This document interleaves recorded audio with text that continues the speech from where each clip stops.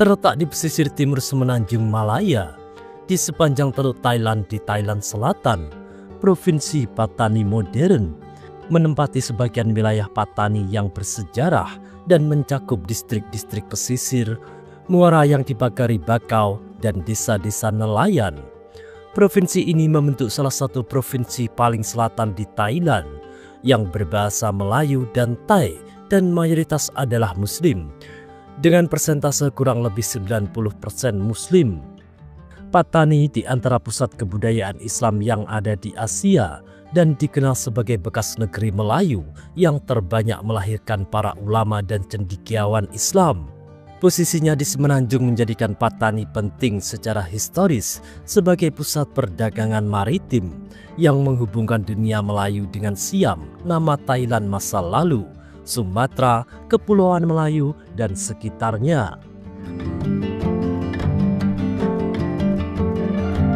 Wilayah Pattani dulunya merupakan bagian dari dunia Melayu kuno sejak abad kedua hingga ke-7 Masehi. Kawasan ini berada di bawah pengaruh kerajaan-kerajaan Hindu-Buddha seperti Langkasuka yang menjadi pusat perdagangan penting di Semenanjung Tanah Melayu. Agama Hindu dan Buddha berkembang pesat di era ini. Banyak candi kecil dan peninggalan arkeologis menunjukkan kuatnya pengaruh India di Pattani. Wilayah ini juga menjadi jalur perdagangan antara India, Tiongkok, dan Kepulauan Melayu.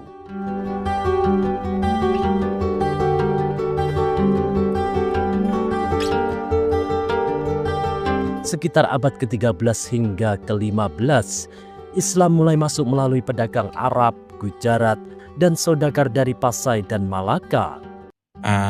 Itu ada sebuah empire yang besar, namanya yang besar. Langkasuka.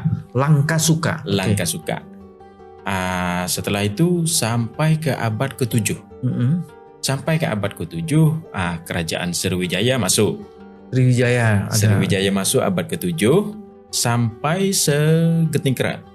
Selatan Thailand, seluruh selatan Thailand itu masuk kerajaan Sriwijaya. Sriwijaya, di bawah kerajaan Sriwijaya, dan juga masih ada kesan-kesan Sriwijaya di sana. Nenek kita masuk agama Hindu, pergi agama Hindu. Ya, molek lama pula, mari pula iaitu orang Sriwijaya. Sriwijaya Association. Itu satu kerajaan pula tu. Satu kerajaan pula, nama kerajaan Sriwijaya. Sriwijaya pun mari pada masa tu bawa agama pula, agama dia agama Buddha. Jadi sampai ke abad 15. Sampai ke abad 15 itu kan Pattani dulu kan ada sebuah kerajaan dari Langkasuka ke kerajaan Pattani itu kan setelah memeluk Islam. Tapi setelah memeluk Islam, orang yang mendakwahkan raja-raja Pattani untuk masukkan Islam itu kan, untuk memeluk agama Islam itu kan, nama dia Syekh Syahid dari Samudra Pasai. Ada Samudra Pasai di situ ya? Pasai. Syekh Syahid dari Samudra Pasai.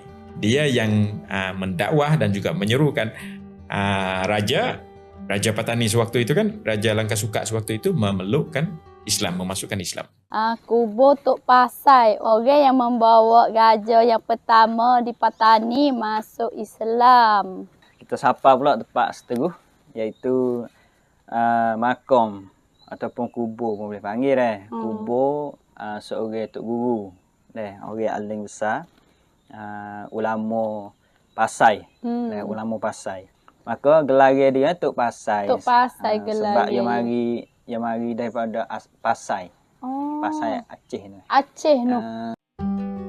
Kesultanan ini dipimpin oleh raja-raja Muslim bergelar Sultan dan menjadi salah satu pusat penyebaran Islam di Semenanjung Melayu. Kesultanan Pattani dikenal maju dalam perdagangan internasional, seni budaya, dan pendidikan Islam. Pattani Raya memiliki bendera yang sama warnanya dengan Indonesia, yaitu merah putih, yang digunakan Kesultanan Pattani sampai tahun 1816. Pattani termasuk di antara 3 negara Melayu yang menggunakan gelar Darussalam di belakang namanya. Dua negeri Melayu lain yang menggunakan gelar ini adalah Aceh dan Brunei. Ketiga negeri Darussalam ini ditakdirkan memiliki sejarah dan perjalanan politik yang sangat jauh berbeda. Brunei Darussalam merdeka sebagai sebuah negara yang kaya dan mewah, sedangkan Aceh meski gagal mendapatkan kemerdekaannya sendiri seperti yang pernah diperjuangkan rakyatnya, namun ia tetap di bawah kekuasaan Indonesia. Selain itu, Nangro Aceh Darussalam memperoleh keistimewaan dengan menikmati beberapa kekuasaan dan hak-hak khusus lebih daripada wilayah-wilayah lain di Indonesia.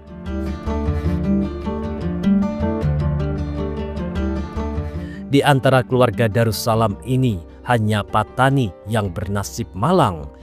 Ia harus rela dikuasai oleh bangsa Tai yang asing dan di luar rumpun Melayunya, yang dimana agama Buddha mempengaruhi pemerintahannya.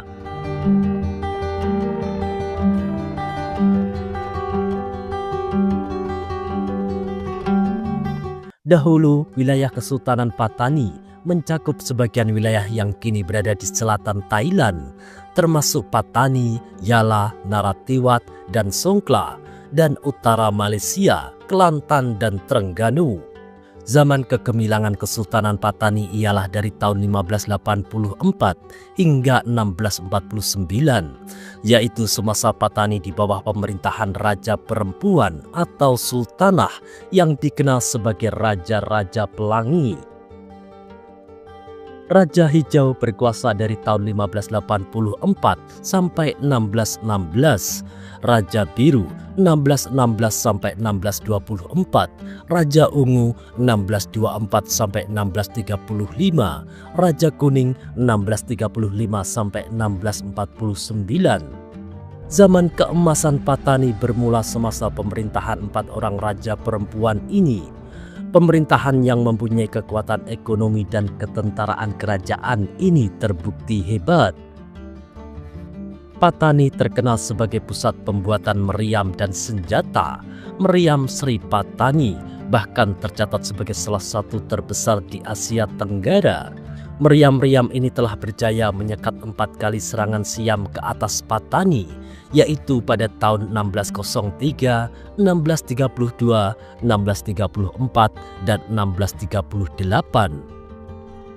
Budaya Melayu Islam berkembang dengan seni tari makyong, seni ukir, dan musik tradisional. Drama tari makyong ini merupakan sebagai suatu bentuk drama tari Melayu yang menggabungkan unsur-unsur ritual, lakonan dan tarian yang digayakan, muzik vokal, instrumental, lagu, cerita dan teks percakapan yang formal dan bersahaja. Patani juga menjalin hubungan dengan Kesultanan Aceh, Johor, Malaka, serta Kesultanan Turki Utsmani. Patani sendiri juga menjadi pusat pengiriman guru dan ulama ke berbagai wilayah di Kepulauan Melayu. Sehingga hubungan tersebut berjalan dua arah. Patani menyerap dan mengekspor kembali ilmu pengetahuan Islam. Pada abad ke-18 hingga ke-19, Kesultanan Patani mulai melemah karena tekanan militer dari Siam yang kini menjadi Thailand. Tahun 1785, Patani ditaklukkan oleh Raja Rama I dari Siam. Sejak itu, Patani mengalami beberapa kali pemberontakan untuk mempertahankan identitas Melayu Islamnya, namun perlahan dimasukkan ke dalam struktur negara Siam. Patani akhirnya secara resmi menjadi bagian dari Thailand modern sejak perjanjian Inggris-Siam tahun 1909. Dalam perjanjian ini, Inggris mengakui kedaulatan Siam atas wilayah-wilayah Melayu di selatan, termasuk Patani, Yala, Narathiwat, dan Satun. Dengan imbalan, Siam menyerahkan Kedah, Perlis, Kelantan, dan Terengganu kepada Inggris, yang kemudian menjadi bagian dari Malaysia. Meski bagian dari Thailand, masyarakat Patani sering merasa berbeda identitas dengan mayoritas etnis Tai Buddha. Ada dinamika politik terkait keinginan sebagian masyarakat Patani untuk memperoleh otonomi lebih luas atau bahkan pemisahan dari Thailand. Dua individu bersenjata disyaki daripada kumpulan Barisan Revolusi Nasional Patani BRN maut dalam insiden berbalas tembakan dengan pasukan keselamatan Thailand. Keganasan terbaru berkenaan berlaku di Tung Yang Den, wilayah Patani malam tadi.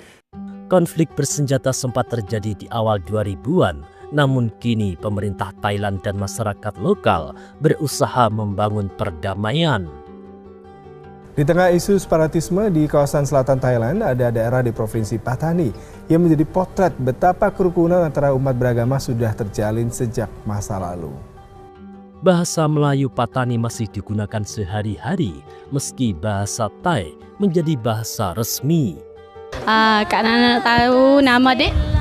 Saya nama Anas. Mari dari?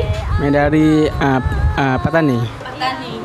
Nak tanya sikit, biasanya di rumah ni kecek bahasa apa? Kecek bahasa Melayu kampung. Melayu kampung. Biasalah kecek Melayu. Kalau dengan kawan-kawan gini? Kecek Melayu, kecek Thai. Jadi nak tanya tu, pandai tak bahasa Melayu? Pandai boleh kecek. Kecek semua Melayu. Nak tanya, di rumah ni kecek bahasa apa? Rumah pakai guna bahasa Melayu, kecek Melayu. Kecek Melayu juga. Okey, biasanya kalau dengan saya di sekolah? Sekolah ada guna Thailand sikit. Ada guna Melayu banyak. Islam sangat berpengaruh dalam kehidupan sosial, hukum negara, dan pendidikan masyarakat. Meskipun secara politik terintegrasi ke dalam Thailand, Patani mempertahankan identitas Melayu Muslim yang khas, bahasa Melayu, kehidupan ritual Islam, dan adat istiadat setempat tetap menjadi inti kehidupan sehari-hari di banyak komunitas. Pondok pesantren di Thailand memiliki kemiripan di Indonesia dan Malaysia yang tidak hanya mengajarkan ilmu agama Islam, tapi juga mata pelajaran umum untuk menambah wawasan santri. Saat ini ada lebih dari 500 pondok pesantren yang beroperasi di Thailand Selatan. Pondok pesantren tetap menjadi pusat pembelajaran Islam dan gaya hidup Melayu Muslim di Thailand Selatan. Namun seperti lembaga-lembaga serupa lainnya di Asia Tenggara, pondok di Thailand menghadapi tantangan perubahan-perubahan sosial, politik, dan ekonomi. Masjid Kerisi atau sering disebut Masjid Tua Patani adalah salah satu masjid tertua di Thailand yang dibangun sekitar abad ke-15 pada masa Sultan Muzaffar Shah. Bangunannya terbuat dari bata merah tanpa plester, menyerupai gaya arsitektur campuran Islam, Melayu, dan Persia. Ciri khas masjid ini adalah bentuknya yang mirip reruntuhan karena pembangunan awalnya tidak pernah selesai akibat konflik politik dan peperangan. Meski demikian, masjid ini menjadi simbol kegigihan masyarakat Patani mempertahankan identitas Islam di tengah tekanan sejarah. Kini, Masjid Kerisi menjadi salah satu destinasi wisata sejarah dan religi yang ramai dikunjungi. Masjid-masjid tua di Patani bukan hanya tempat ibadah, tetapi juga warisan sejarah dan identitas peradaban Islam di selatan Thailand. Keberadaan Masjid Kerisi yang berusia ratusan tahun, masjid raya yang menjadi pusat kegiatan keagamaan, hingga masjid-masjid kecil di pedesaan Patani menunjukkan betapa kuatnya akar Islam di tanah ini. Saat ini perekonomian Patani masih berakar pada mata pencaharian pesisir dan pertanian. Perikanan, pertanian skala kecil, produksi karet dan kelapa, serta industri makanan halal berperan penting. Pasar lokal, desa-desa pesisir, dan masjid komunitas terus membentuk ritme kehidupan sehari-hari. Kehidupan masyarakat Patani di Thailand merupakan gambaran nyata tentang ketangguhan dalam mempertahankan identitas, budaya, dan agama. Di tengah modernisasi dan tantangan politik, mereka adalah komunitas yang tetap berdiri teguh, mengajarkan kepada dunia bahwa jati diri dapat dipertahankan melalui semangat, kebersamaan, dan keyakinan yang kuat.